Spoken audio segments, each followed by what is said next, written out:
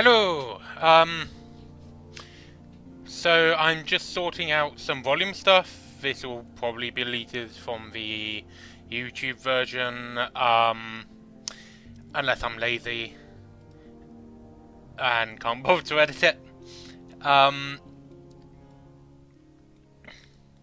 so the main thing is just making sure that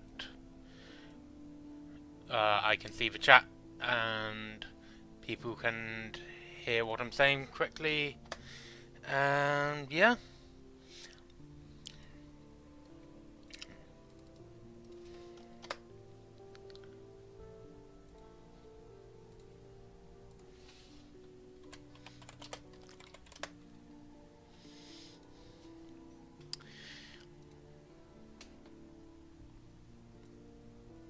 Okay.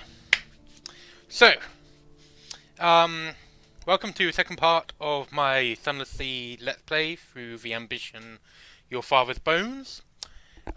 For those of you who either weren't here or need a refresher from what we did a few days ago, um, I am a resident of Fallen London, a city that got dragged beneath the surface of the not the ocean, the surface of the ground by a group of massive bats after Queen Victoria sold the city in order to resurrect her husband, Prince Albert. I have been sailing around a massive underground salt lake, the titular Sunless Sea, looking for what happened to the bones of my missing father.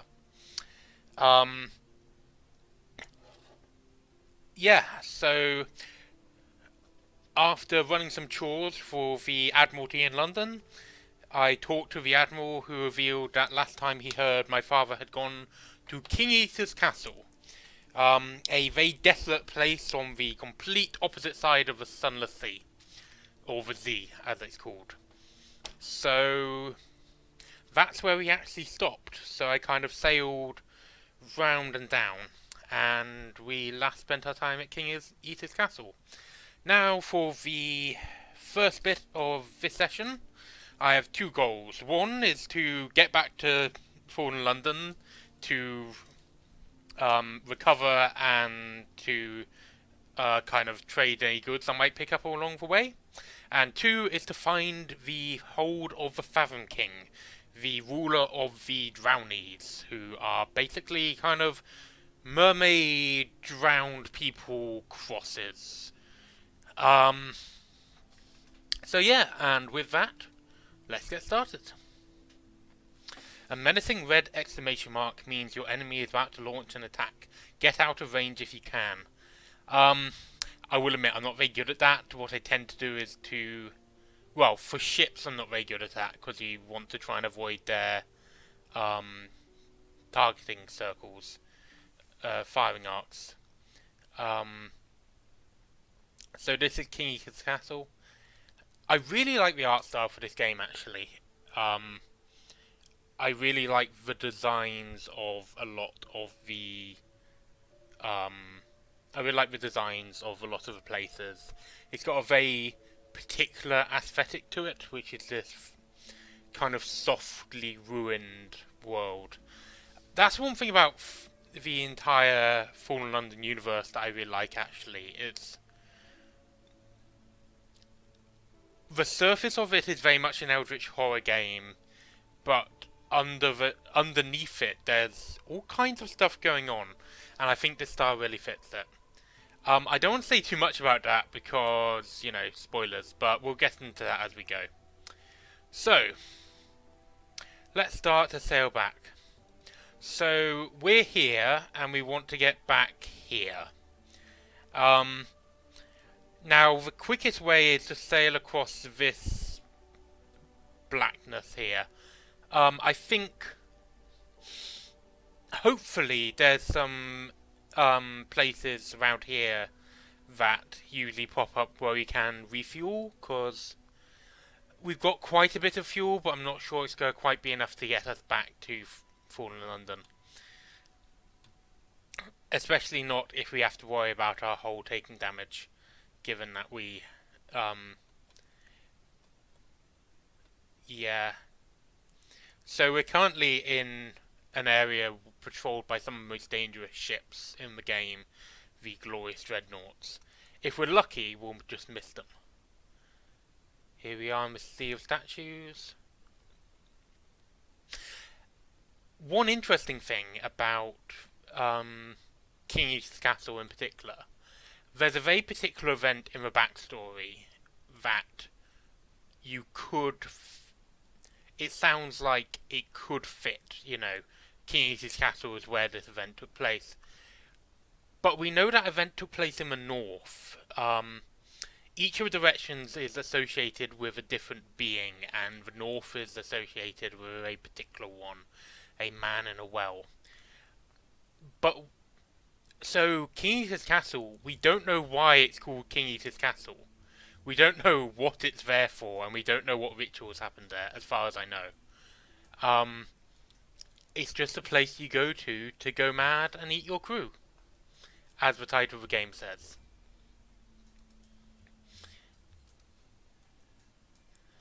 So, yeah. Just gonna take a leisurely sail across the sea. Ah! That is a lawn fluke. I don't want to fight that.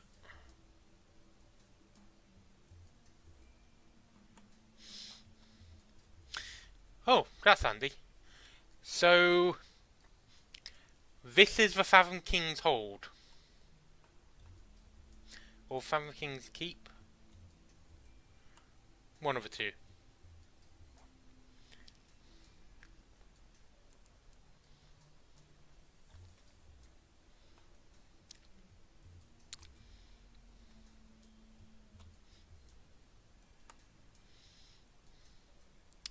So this is just the top of it. The actual castle, you can see, stretches much further underwater.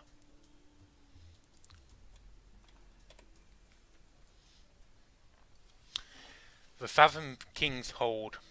Lorcan's Port, named for that most enterprising of drownies. Phosphor cells burn green. Somewhere below, the king waits. Like an iceberg, like a bizarre master's scheme, like the nerf itself, most of the hold is invisible. You only see a small portion of sculptured coral. The rest waits below the surface. The Fathom King's bone rooms and aquaria, his pearl snares and his dining chambers.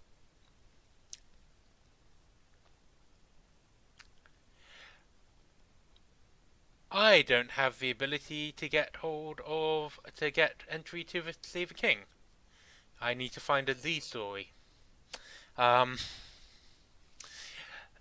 So yeah, that's annoying. In the meantime, I'll come back later, but I will write a port report while I'm here. The porter watches you write. She says nothing. Only others who come and go. Those granted audience return dazed, awestruck. The king is not generous, but occasionally he is fair.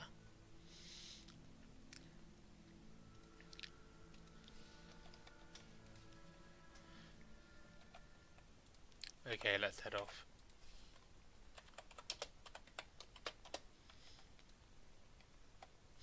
I picked up this gaming keyboard in the Boxing Day sales after Christmas, really cheaply, and I really like it. Apart from one thing, which is it's really loud. Like, I know listening to recordings of the streams that you can hear it when I type, which I feel like that's an oversight. I know I can hear it with my headphones on while playing this. So, right. So now we come to the I can't remember how to pronounce the Utter Shroom, which is a giant fungus with a community built on it. The water is sluggish with hyperfell threads. Violet vegetable bulks break the surface. Blue lightnings crawl leisurely up the funnel. Sint Erasmus dancing, the cry goes up. Alright, let's come into port here. Dock. The queenly core of this spore-haunted sea. Okay. Climb the fungal fiber ladders to its summit. Shaggy, suspicious villagers scratch a living here amidst endless clouds of spores and scurrying mobs of plant-animal hybrids. None of them ever leave. Monsters, one explains darkly. Z full of monsters. I mean, they're not wrong. Like, we've run into we've run into enough monsters that I kind of accept this. Okay, let's gather some intelligence. What happens here on top of a mushroom the size of Marlborough? That's their place in London, I think. I should know it. I'm from the UK. The villagers live a shabby but sufficient life. The Uttershrooms supervise. They are secretive, taciturn, incurious. Ships rarely visit. Visit the village. Hospitable? Not exactly. But they usually don't chase you off with sticks, and they usually let you sit beside their mildew-smelling fire. A day of stories. The central contradiction of shroom existence. They hate the other shroom, but they do anything to avoid leaving. Monsters! Today they're telling the story of how they came here. It features a shipwreck, a rain of orange jewels, the mother's blessing. There's a great deal about adversity and survival, and wistful hints about their homeland, somewhere to the west. I have gained one memory of distant shores. So, sea stories, tales of terror, and memory of distant shores are kind of three items that go together. Three kind of stories, types of stories that you collect. Stories are quite important in this. I've made jokes before about storytellers saying how important stories are, but I do think that there's a point in that. Even in my day job, so I'm actually a PhD student in climate science, even in that we still talk about the narrative that we're looking at. Because even when we're telling a completely true story in a scientific way, we're still structuring it like a story, because that's how people's minds best handle it. Okay. There's not a lot else to do here, so I think I'm going to move on. So we've made pretty good progress. I think I'm going to start turning north now.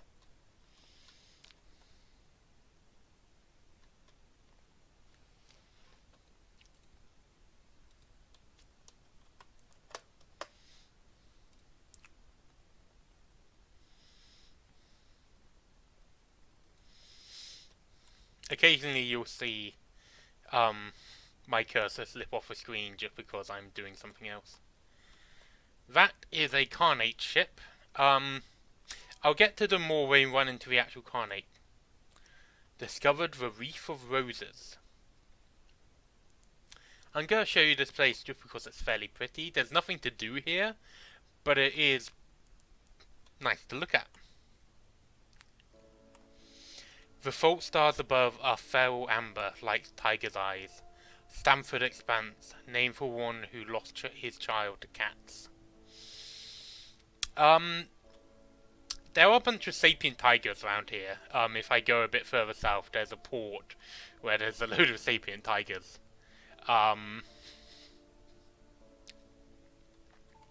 It's an interesting place. Also, if you go underwater in the submarine, there's a tobacco shop under here. Because why not? Okay. Terror 31. Yeah, we're getting a bit scared. We've been sailing around the sea for a while. You can see why it's not... This isn't a great sea to kind of sail around. It's... Oh, hello. Oh, it's the pirate poet. How have you been? Apart from missing me. Haha.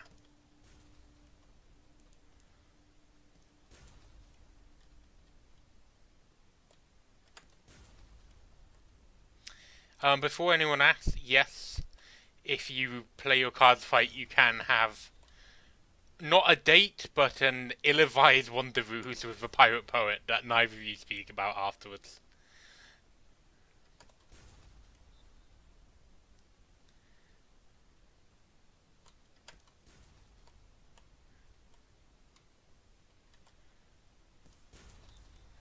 That hurt.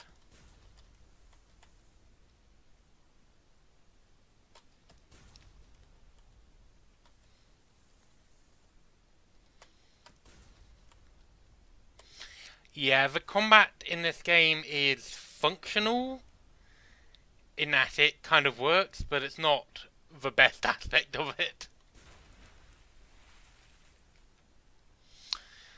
You defeated an Aclurus-class vessel, crippled, broken, already feeding the sea's endless hunger. Little remains of a ship but scraps of sinking cargo and a few buoyant pieces of its splintered carcass. Let's investigate the wreckage. You'll have to be quick to salvage anything.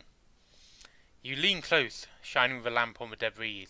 Captain, quick! Over there, port side!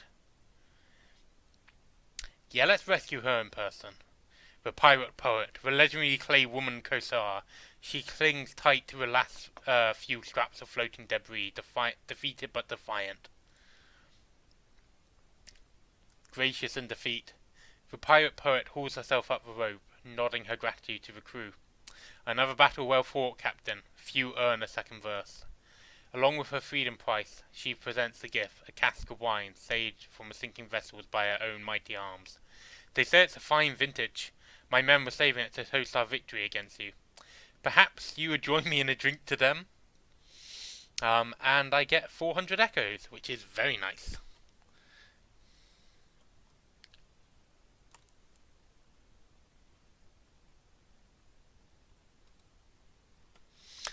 So this is the island of Visage. An interesting island. You will notice that there's a giant face. Visage. Visage. Hide your face. Hide all your faces. This is a point of Visage where faces may not be naked. Except one, a stone monument beside a village church, staring, serenely gazing upwards, flourishing of years.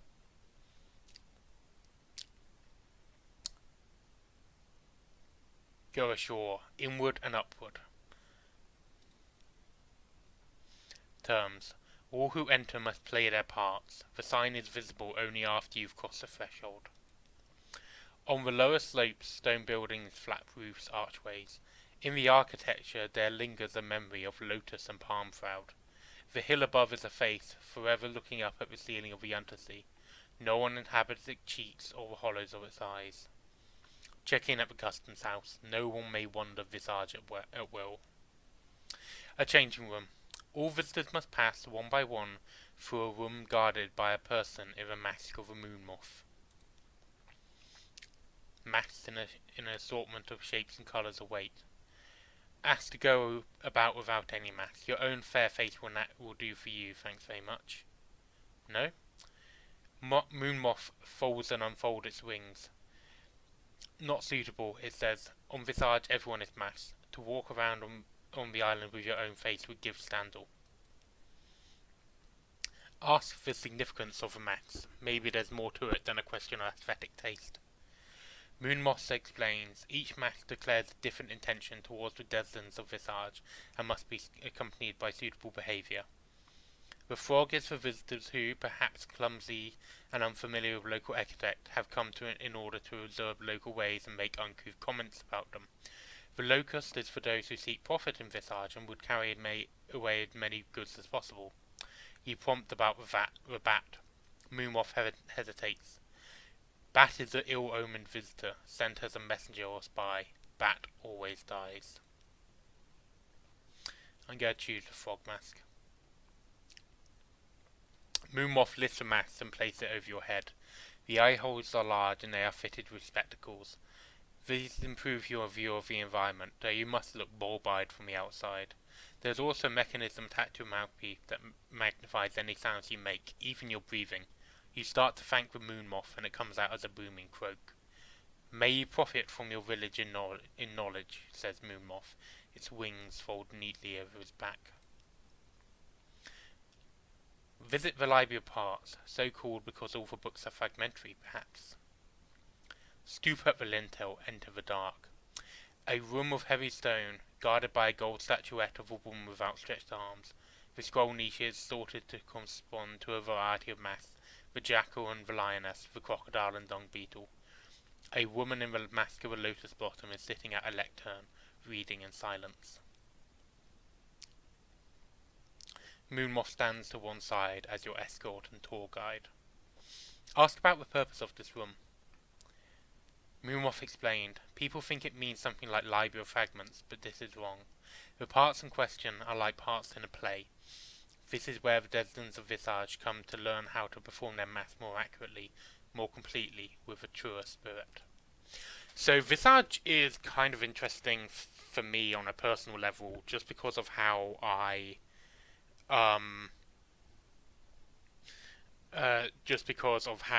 mentally process it. Like, I have long had this kind of mental image of myself masking, myself.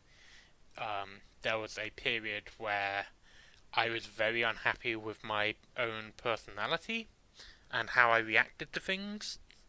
So, my immediate reaction was cruel, and I found, once I'd done the reaction, I was horrified by myself for doing it, but I still did the action. And the way I tried to overcome this is I basically deliberately slowed down my own reaction time. Made myself very spacey because it meant that I gave myself time to think about it. And the kind of mental metaphor I use for that is to put on a mask and hope I became it, which I think I did over time. So the idea of trying to make yourself into a mask and trying to change yourself by becoming a mask is one that I understand, and in many ways I sympathize with, even though I know that if a mask is forced upon you from outside, that can be very damaging. But if you construct your own and try to make that yourself,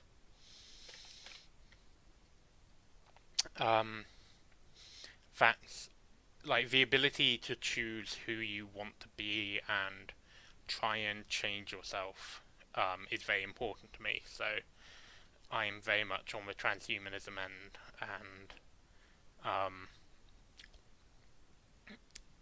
and this kind of fits in. Visage is weird. Visage is obviously weird in that it's a social thing, but the metaphor still speaks to me. Meanwhile, I'm a frog, so I'm a bit a bit clumsy, a bit uncouth, so I'm going to study the scrolls in a bumbling way. Taking the nearest, you read it aloud, for guarding against the loss of a heart. Moonmoth takes it from you, rolls it tightly, and returns it to her niche. There are many ways of guarding against the loss of a heart, as there are different masks, it explains in the same light and indifferent voice. You now have one Visage, expertise in parts, and knowledge, which is your knowledge of roles and how they are to be played. Sometimes ignorance is freedom, learning more will have complicated effects. Visit the Flood Court. The Moonmoth speaks as though you should already know what that is. The Flood Court is a long stone room with 2 ranks of columns on either side. Currently the court is ankle deep in water. Those water stains on the stone show that the flood had often reached much higher, sometimes to the height of your waist. In a raised niche at the far end of the room sits a statue of a man with the head of a ram. He holds the jar in which water flows out onto the floor. Ask about the purpose of this room. It doesn't really look like it's good for anything. From a corner, Moonmoth picks up a graduated stick. He shows you how a person standing at the end of a room might dip a stick into water and use it to measure water level at pre-selected point, and how the measurements are compared with measurements written on a calendar. If the water level does not match with calendrical position, an assembly of pipes and drains will be used to adjust it. It used to be, says the moth, that the water rose and fell at their own accord, and that people before wrote down what height it reached.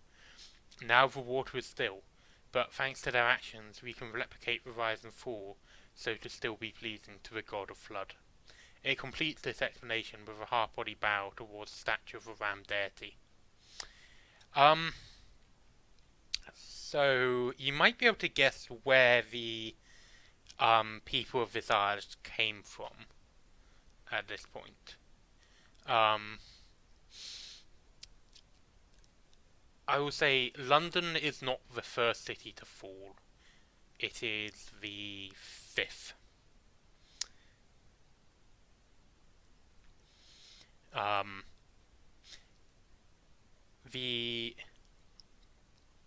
Not much is known about the other cities, particularly as the further back you go. There is a saying that the first city was young. Babylon was young when the first city fell. So this has been going on a long time.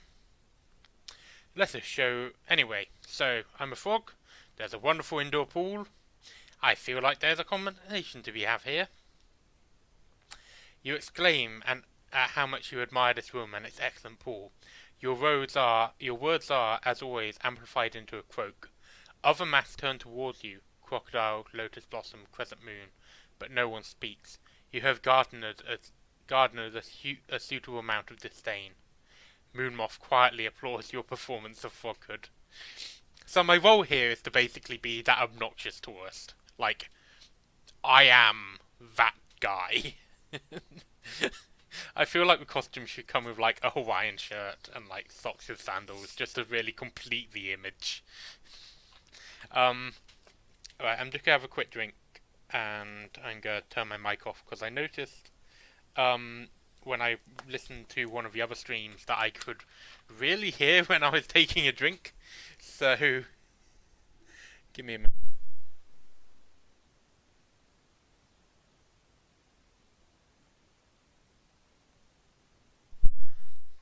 Okay. My headset that I'm using for my mic actually has a button on it to mute my mic, which is fun. Unfortunately, my hair covers up, so sometimes I just pull on my hair when I'm trying to mute my mic.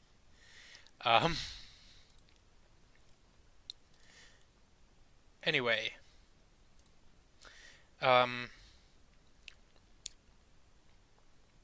I think for now I want to end my performance and leave the island. There's more to do here, but there's, as is so often, I want to come back and do it properly rather than kind of do it like this.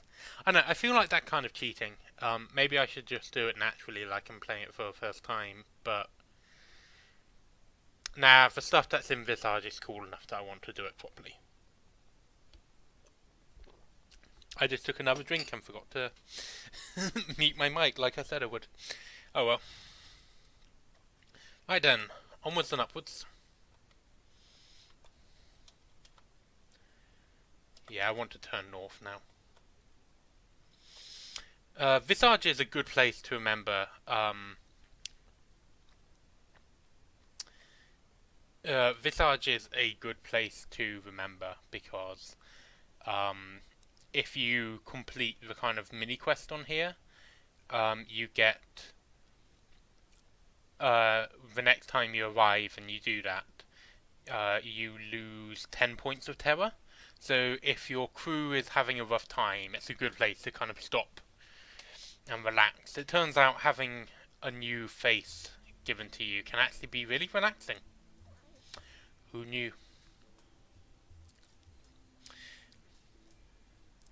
However, what's not really relaxing is the fact that I do not have that much fuel left.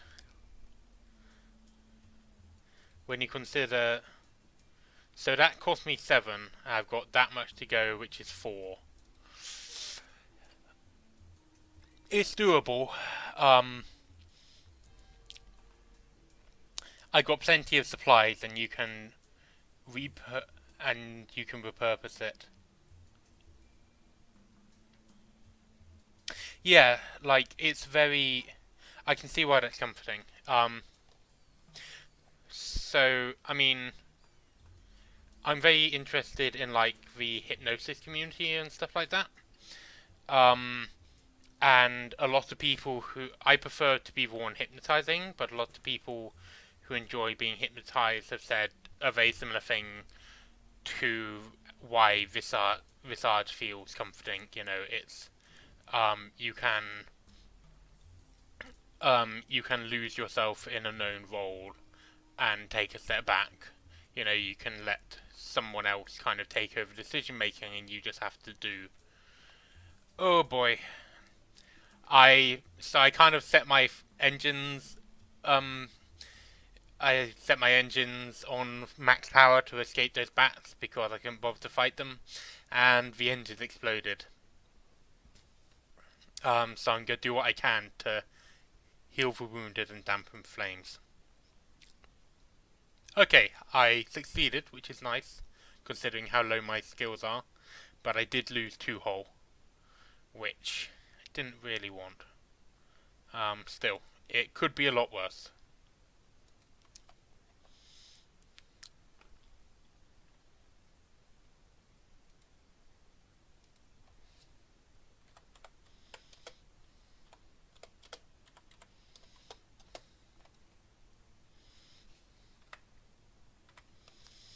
Right.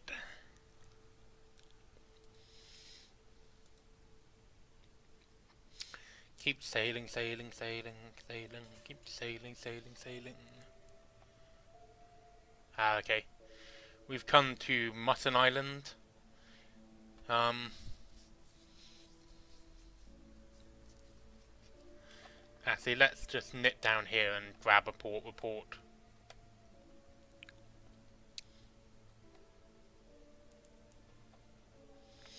Home waters. Sailors dwindle on the rail, watching for the lights of London. Alright, let's chat to the fisherman.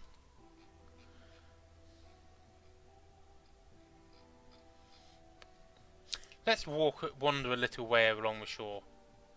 So this is Quakers Haven, a fishing village that was once a part of a London suburb before London fell. So there's actually underwater here. There's quite a lot of bits of London that didn't land properly. Beach combing. Take a stroll along the beach. Perhaps the sea has brought you something. Remembrance of a shipwreck. What's washed up here? Oh! Stamped with the marks of the Royal Navy. Drums of fuel. Some naval picket met its end out here. Well, you can find a use for it. I certainly can. That was worth it sticking. Popping down there.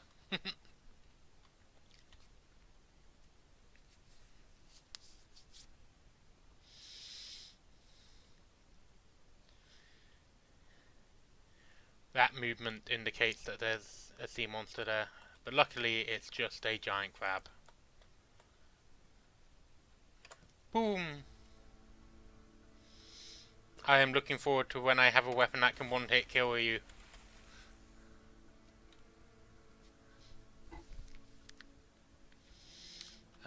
Let's dissect it for knowledge. Oh. I'm going to come back and do that again because it's a cool thing, but I kind of fell into my old routine of just going, oh, I failed, and clicking off it. Arena's rocks. And here we are, back in fallen London. So, you know, it's a pretty good journey that we just pulled off.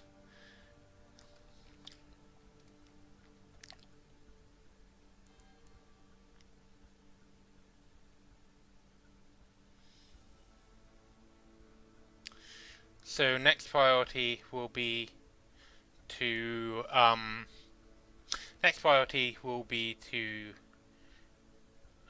sail, try and get some sea stories together, and sail back to the Fathom King's Hold. I might do a little bit of exploring on the way as well, just because there are some islands in particular that make very good restocking sessions. Alright. The lights of London welcome you home. Collect message from the harbour master. All the clatter and song of the dockside. It smooths the soul. Are there messages for you? Someone wants to try signs on. Okay. The merchant venturer. An urchin tugs your sleeve. I have need of a reliable agent. Failing that, an inventive one. Here are my requirements. So either we want mutter salt or devil bone dice. So 500 barrels for 500 echoes for them. It's pretty good. So I'm gonna go for the devil bones. Right, let's pop over to the admiral.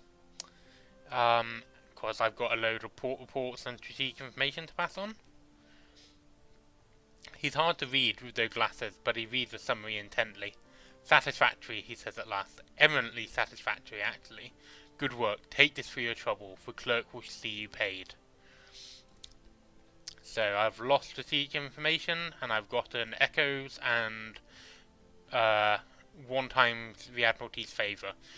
The Admiralty's favour I generally use to get hold of to cheaply repair my ship. That gets less important later on when you get richer, but right, let's see if the next lady wants to get strategic information. Port Cecil in the Principles of Coal. Okay. And then let's submit our port reports. So Mount Palmstone, the volcano. So Shepherd Isles, there's so much bullshit you get told so much bullshit over Shepherd Isles that you can try, if you're deceitful enough, so you have veils high enough, you can pass off a load of nonsense to them. But I'm not convincing enough, so I'm just going to submit as unsubstantiated hearsay.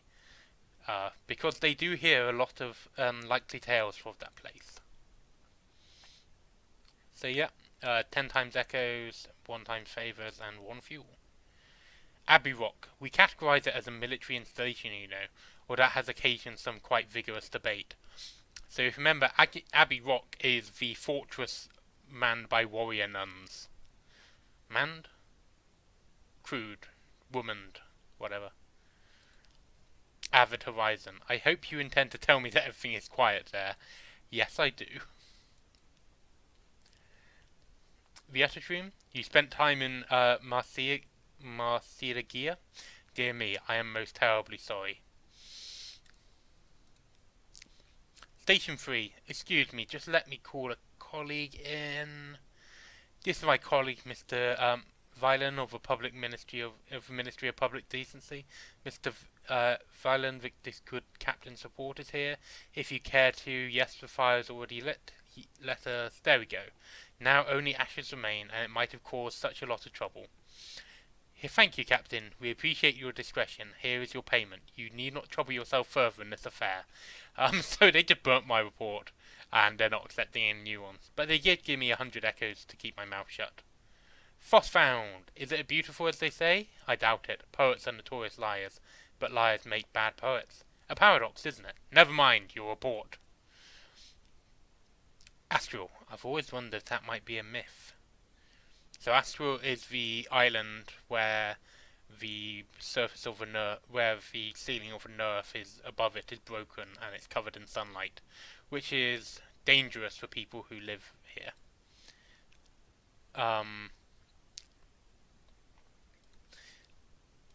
So yeah. The Chulinate. Is it still as revolting as they say? What about the smell? So the Cholinate is a community of monster hunters who live on the back of the carcass of a giant turtle. The Fathom King's Hold. What's the old monster up to now? Irem. Irem is the city whose description kept switching tenses. Oh god, what tense is this written in? Oh god. Look, just read it to my colleague over here. He'll give you your fee. I'll be over there when you're done. Keeney's Castle. Ah, Despair's Fastness. Quakers Haven. Okay, so that's a nice bit of cash. What do I have in my hold at the moment? Oh, a load of sapphires.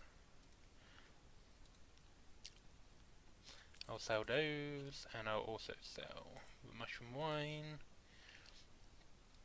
And then, so, this is the kind of ship, no, yeah, this is the kind of ship I'm using now. So this, the Corvette is the one that I kind of want to buy. So I need 3,000 echoes. I've got 1,900, nearly 2,000.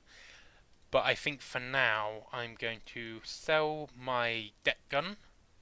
I'm going to Cadamus Yards, and I'm going to buy the Caminus Yards Hell Thrasher. So this is run by Mr. Fires, one of the masters of the bazaar, one of the beings that Queen Victoria made a deal with.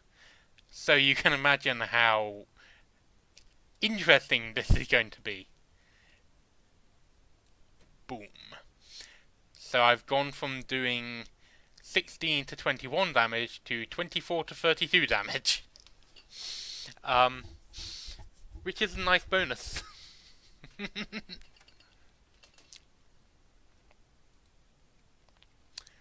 So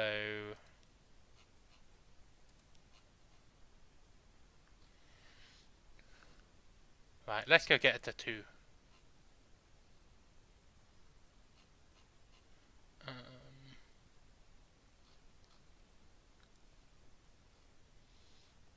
Yeah. So basically, we can get special tattoos here to increase our stats, but nah. You're a real sailor now, after all. You could go to one of those tobacco and pray places by the docks, but the prices at Claphamont's are reasonable, and his daughters are real artists. But what sign will you choose? I'm going to leave that for now. A visit from Mr. Sachs. Midnight. I am going to leave that. Mr. Sachs is technically one of the other masters of the bazaar. I say technically because he's kind of scary. Let's go carousing on Woolstack Docks again. There is no danger here. Try to enjoy yourself. Sea shanties, fine food, and the warmth of a pub fire, and something more. So if you remember last time, I picked up a romantic acquaintance in London, so I imagine that I go and see her. That night in Wolfstack, you find yourself sharing a table with the likely lass. Don't think I came down to the docks just to see you. I got business here. But alright, it did cross my mind you might drop by. Shared warmth, new memories. It's harder to say goodbye this time. You've lost 10 terror. Right, let's go to the dry docks, because... Right.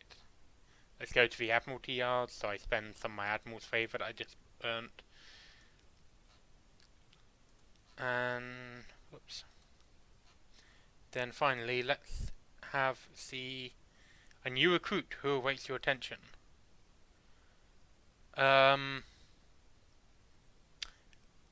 Don't want to hire a magician right now. For various reasons. Or do I?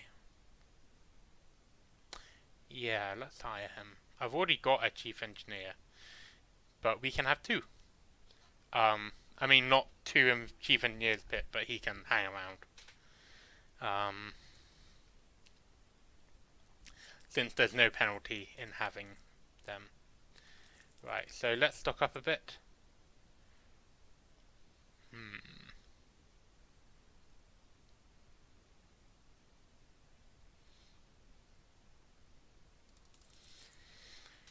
Okay.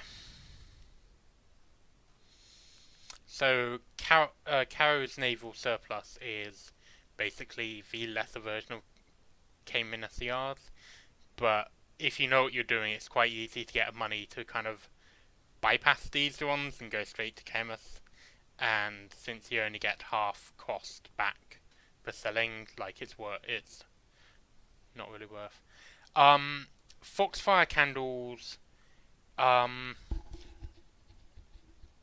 can't remember what you use them for out of certain events, but they're quite important in certain. So if you're going exploring in dark areas, you need to bring them. Interestingly, none of the masters trade in candles. Fun fact. Right, so now what I'm going to do is I am going to try and fill out some of this big black portion of the map.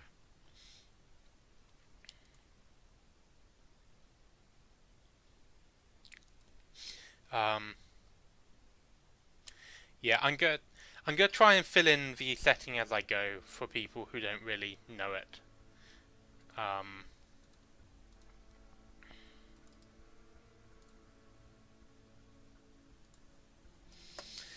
But yeah, so here we go. Ooh, so this is called a lightship, which are kind of like mobile lighthouses. And the reason I'm going to this one is speak to a crew. They long for news of home.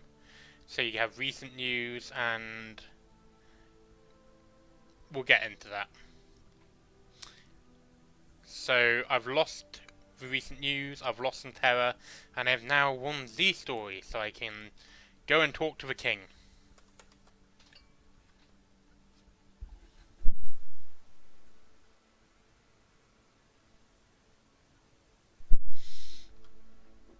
Which is all very nice.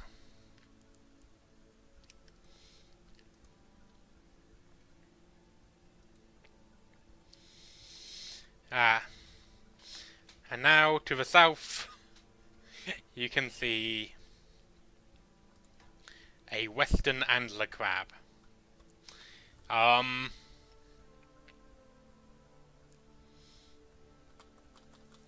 Whoopsie daisy.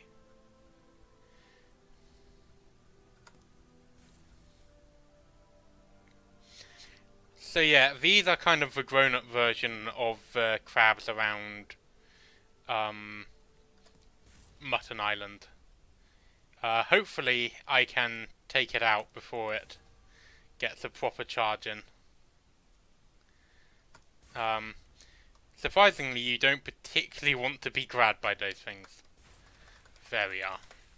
So with the sea monsters, the best way to do it tends to be to reverse away from them and hope your engines can move you fast enough.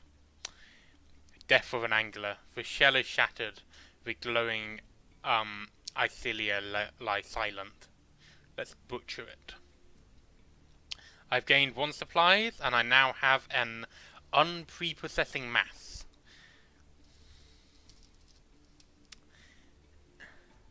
There is probably something horrible inside, but possibly there is not. Choice cuts. They won't keep, but look tasty. It's rather like eating trout if the trout had tried to kill you a few hours ago. Take that, Urtzit trout. I don't know how to say that word properly.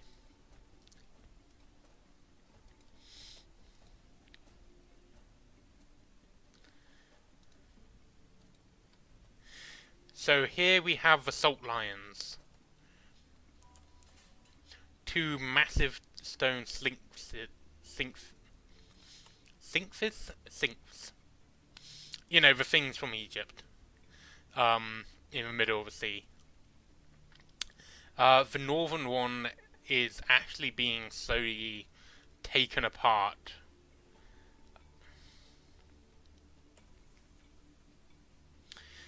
The salt lions, 2 basalt beasts, cathedral sides. There was a vast sorrow in their empty eyes. They frown eternally at each other across the black waves. The north one carries an encampment. Creeping human figures eat away at its features like rot.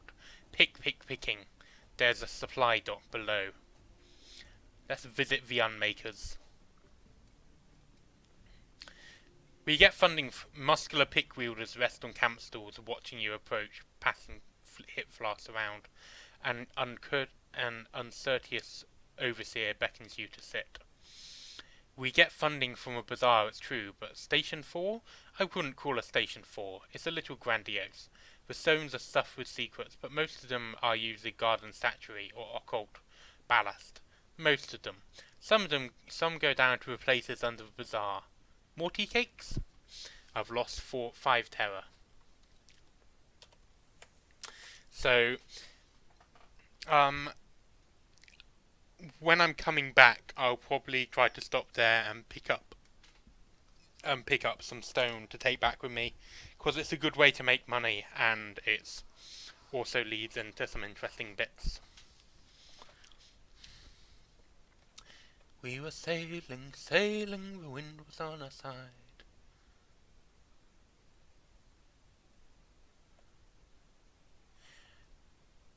Someone's just pointed out I forgot to do a port report.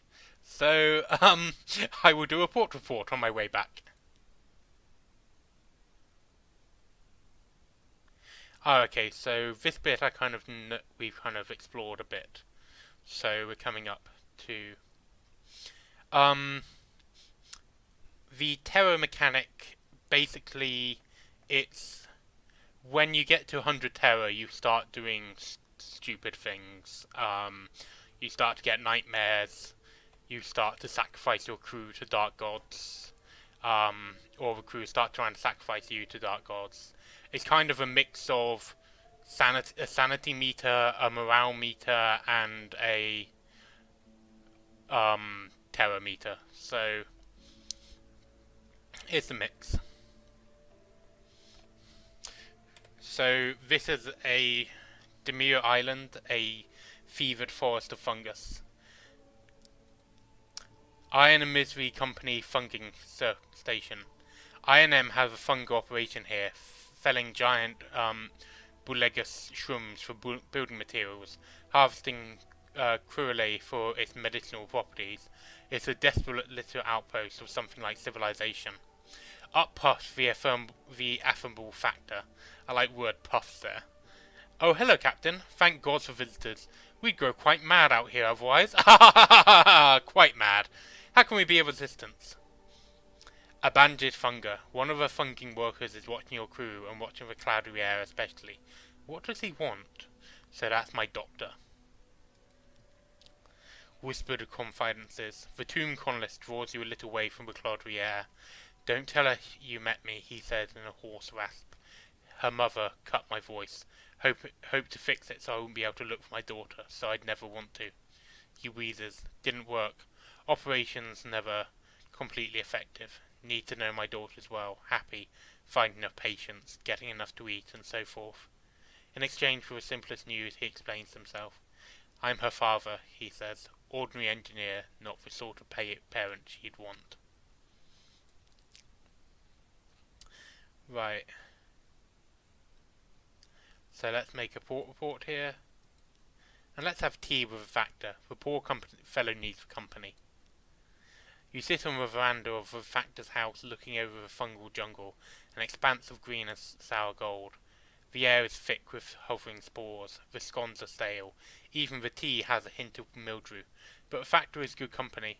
He shares old stories about the ice and roses of Irem, the monstrosities of a sea of lilies, and a little restaurant in Vanderblight, where he enjoyed most extraordinary seafood. Vanderblight, I know. I've never met a tomb colonist who could cook, but you must visit the place. Do you know it? He also has a load of bullets carted aboard your ship. He waves you away your thanks.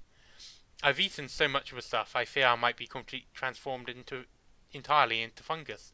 He leans confidently towards you. It happens, you know, but one does have to eat a lot of it first. Right, let's move on. And let's kill a pirate ship.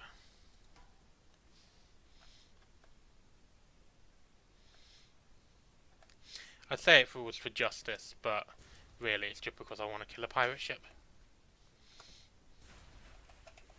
There we go, that's better. One shot. Right, what do we have here? Loot and scuttle her. She's a vile old vessel, and these seas aren't safe. Take what you can and move on. These pinnaces don't sail far from their hidden harbours, but there's something out back of a hold. Quakes, the source of substance, the fundamental element of cargo. Greater fuel, coke, like coal but more so, as the Department of Infernal Rarefactions would have it. I got one fuel. To answer the question of By Furioso in the chat, asking what kind of ethics this is, it is the ethics of the Sunless Sea. Which basically come down to do what you want because you're gonna die anyway.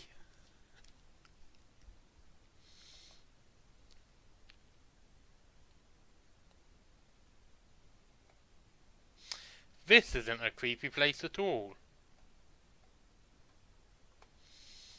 Where am I going? Right.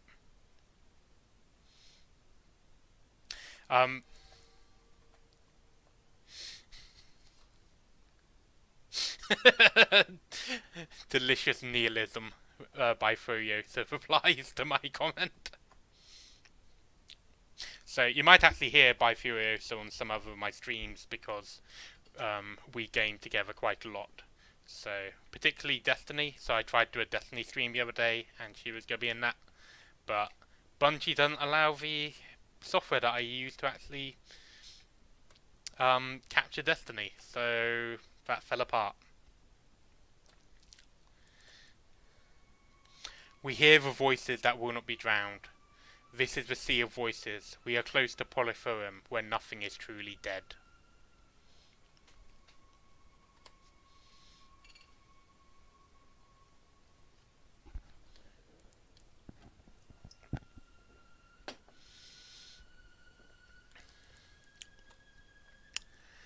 And if you look here,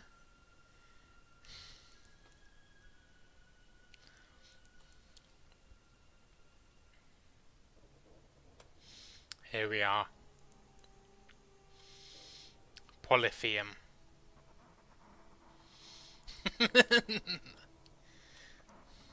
Obey. Commingle.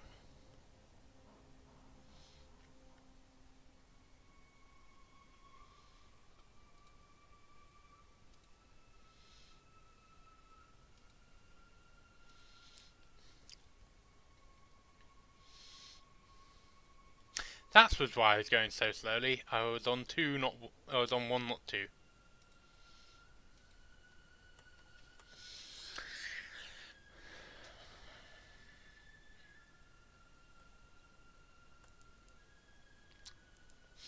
So this is a very important location for one of the main kind of ambitions in Fallen London itself. Polypheum.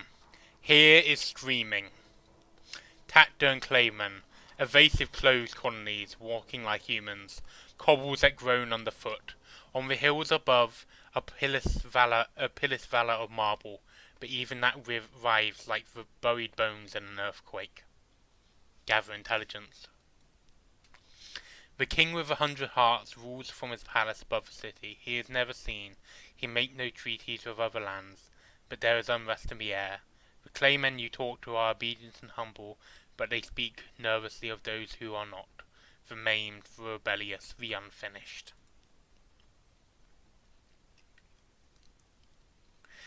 So, shore leave. Drink beers from whales from cups that sob, if you like that kind of thing. So, in Polypheum, everything is alive. Everything. The beds, the cups, the food. The King of 100 Hearts kind of projects this field of life around him. That means that the inanimate comes alive. Ah! And if I'm very not mistaken, we come to another important location. Handily located next to each other. So this is the Salt Steps. This is the domain of the New Carnate, whose ancestors came here long before London fell. So,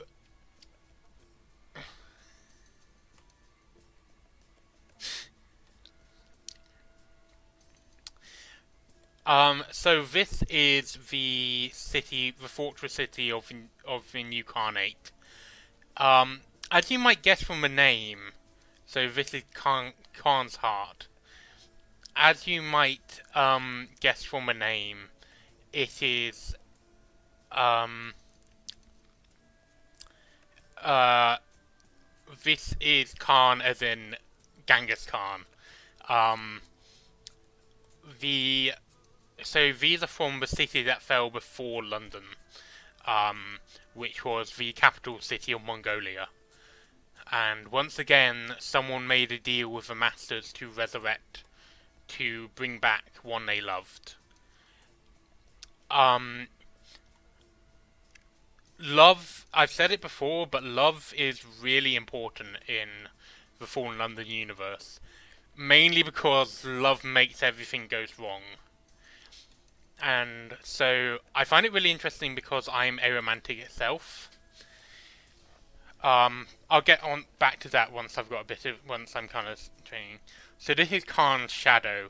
So there's the main city, and then there's this, which is a kind of flotilla of boats that separated from the main city.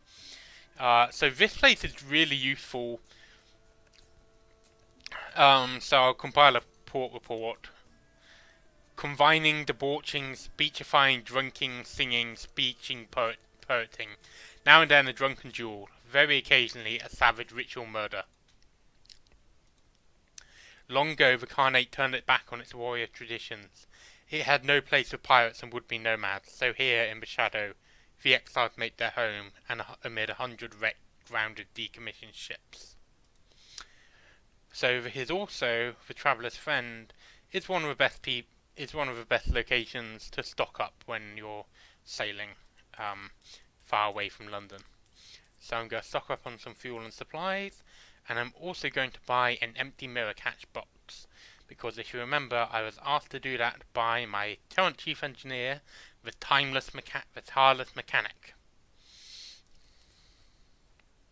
Now, you might be able to guess what we're going to use that box to catch if you look at the top, the top part of the top thing of the fleet of the shop. But we'll get back to that. Okay, let's head off. So I think now that we've found Khan's Shadow, because that's a really useful place to have, it's also directly north from the Fathom King's Hold. So I'm going to sail down to get that. Pack back in the chat. I don't know what bit you've just seen. So I don't know what you're saying oh my to. The Swallowing Isles.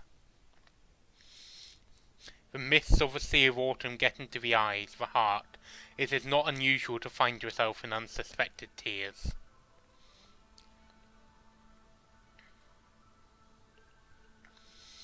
So this is an archipelago of swamp islands. Discovered the melting isles.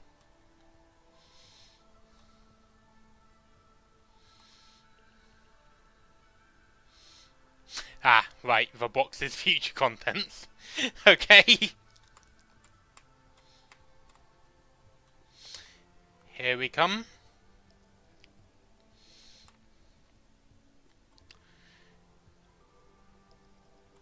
Zebats cry out, they are nothing like birds. Welcome to the Mangrove College. The wise and the wicked seek sanctuary here, where the flutes are plenty and the woods wild. A steaming spool of parasynthetic vegetation and a village. Barely a village. Hold walls, roofs and sway, stilts leaning dangerously. It looks to be assembled by drunks in a hurry. Dock carefully. Engage an officer, Maybe's daughter. Hello, where are you headed? On second thoughts, I don't mind. Can I come aboard? Yes, I'm an engineer, but I'm an engineer in a hurry. Yeah, why not? Now I've got 3 engineers. Apparently, I just pick up engineers well. The Mangrove College is named for its scholars and philosophers. They have long abandoned civilized comforts for the life of mind. Sometimes they want those civilized comforts back. a checkered character. The principals, Port Cecil, black and white and silver. Please take me there. Sooner or later, it doesn't matter. I know how complex the moves can be. That will make more sense once we get to Port Cecil. Alright, the philosophers of the college are not hospitable, but this whole shoreline is bursting with fruit and edible fungus. Reach up and it falls into your hand. Pick it up and it's already fermented. Or you can go into the wispy ways. The swamps around the village are full of mud, crocodiles and vegetable treasures, including the notorious parasite called solace fruit. The fogs and spreading branches occlude all light. So that's one of the things that we use foxfire candles for. We can also gather supplies, but that annoys the college members. So I'm going to eat, drink, and be merry. So we fill up and we lose some terror, which is nice. Let's compile a report while we're here. Sages, scholars, philosophers, naturalists, poets, dreamers.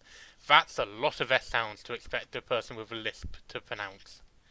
Here to pursue their rarefied ideals in a land of muddy fecundity.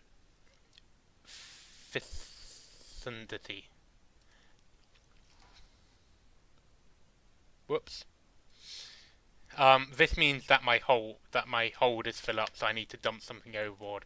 So I'm going to dump some supplies. I can't dump the guy I just picked up. The thinkers of Mangrove College continue their untroubled and sedentary existence. New schools of philosophy are born and die like bubbles. Extraordinary poetries are written in water. The occasional retired pirate tries and fails to get invited to salons. Right. Let's keep heading south before we have an audience with the King of the Drowned.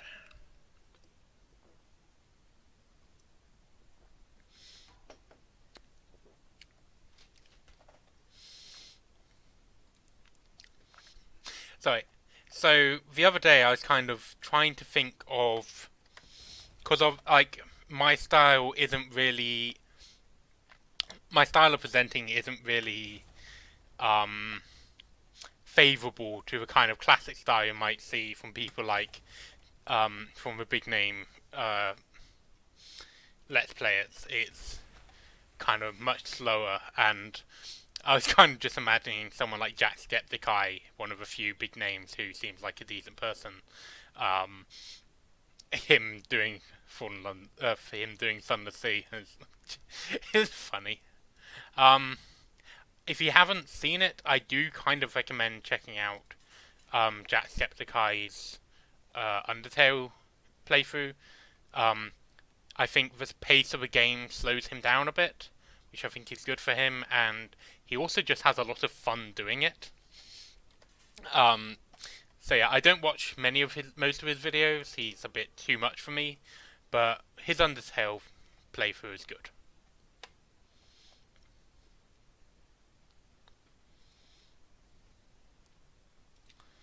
Right then. So if I got my bearings right, we should be directly north of the hold. Here we are. Oh, it's the pirate poet back again. Hello, pirate.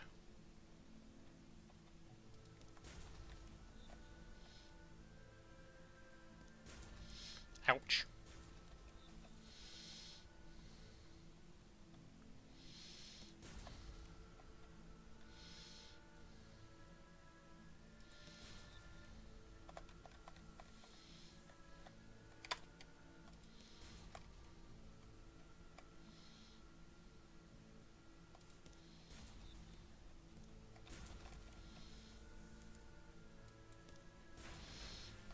There we are. Green glass and basalt, salt and silence. Alright, so once again, I have defeated her and I will rescue her. Dinner with the enemy. With business dealt with, the pirate poet joins you and a few select members of the senior crew for a late supper. She treats the assembled audience to baptism of glass about her first days at sea after years of servitude. By demand, she follows it with shorter works, and we forward the cry for broken chains. In Polypherne we are given our words, we are not allowed to hope they will be kind. In London I learnt to write my own, and in that moment I was free. One day others of my homeland will read them, and they too will learn. One day my king's dreams must end. Dinner follows, hot wine and cold spiced meats. Sailors openly place bets on whether she actually eats. The pirate poet ignores them. Her stoic facade doesn't even quiver until dessert is served. At that, just for a moment, even she cannot hide a slight smile. Sorbet, Captain, she asked, eyelids raised. Don't make me tell folk you're even softer than they say.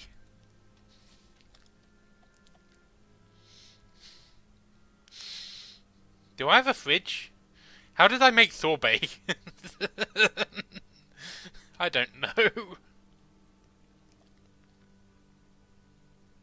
I really hope I'm right in thinking about what sorbet is. It is like ice, isn't it? Otherwise that's going to sound very stupid. Back to Lorcan's Port. Okay, so this time I remember to do a report. The Fathom King is the lord of the drownies, though dead, who won't stop swimming. By some account, he is the lord of all who die at sea. Bring him a story to tickle his curiosity. I have a Z story, so let us go down. Speaking to Reporter has the skin of a shark. She has a drowned woman's eyes. It is not permitted to look at her hand. Yes, she rasps. That story is sufficient. She opens the valves of pearl and permits you to pass into the conduit. This is the salt-blown heart of the hold. The Fathom King floats in his throne, a gem-starred bowl of sea stone, the size of a banqueting table. He's wearing a dressing gown, or purple brocade, soaked dark with salt water. He leans his chin calmly on his hand. Beneath the surface of the water in his throne, his hidden regions pulse, constantly, insistently. Discuss the matter of your father's bones. Your complexity, I have a more personal petition. You knew something of my father, or what remains of him.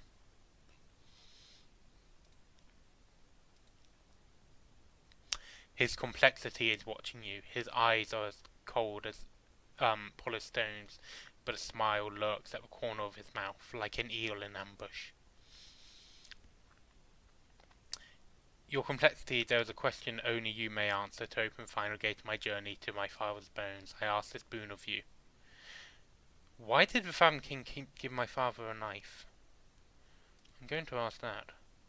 Your father has his reasons. The heart is destiny's engines, they used to say in Your father knew that. He wanted to free himself of his destiny. The king yawned. He paid me for my help.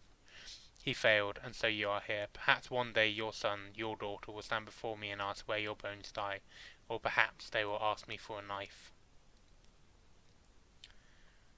Right, let's ask for assistance. You are fortunate, the Fathom King announces. I have only a few small requests. Fulfill them and I shall tell you what you need to know. Bring me the heart of a legend, bring me a light from the sky, bring me a willing guest to stay with me forever. Witness the end of the eldest among its kind, bring me word. Bring me the fruit of eternal tree, and bring me something scientific, modern, cutting edge, I believe is the term.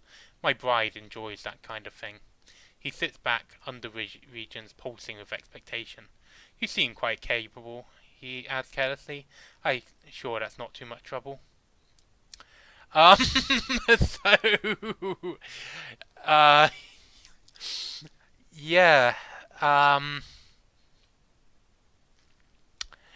So I have to bring trapped sunlight, a miracle of science, the heart of a great monster, a willing guest, an account of the end of the eldest of its kind, and the fruit of an eternal tree.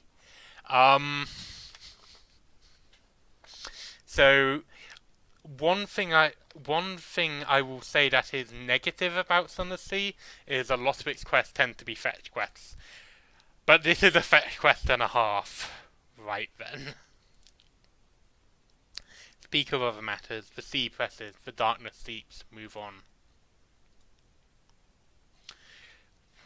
Ask a boon of the king. You have brought the king a story gift. May he ask the gift in return. It's impossible to know what you'll receive. witness an execution. Two silent guards in formed exoskeletons grab a babbling drowning forward. No, she shrieks, I am no friend of five spiders. I have never purchased silk. It was a gift, your complexity, I have always been loyal. The guards fling the drowning in the pool. The splash soaks the king, but his dignity is unmarred. The pulsing in the pool intensifies into thrashing. The drowning sinks from view, and the waters grow thick and dark. Next, the king said peaceably, I have gained a tale of terror and to terror. I think I'm done here.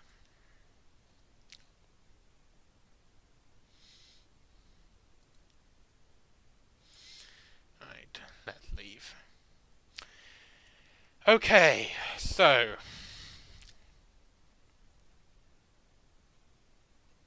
I don't actually know off the top of my head. I can guess some of the answers.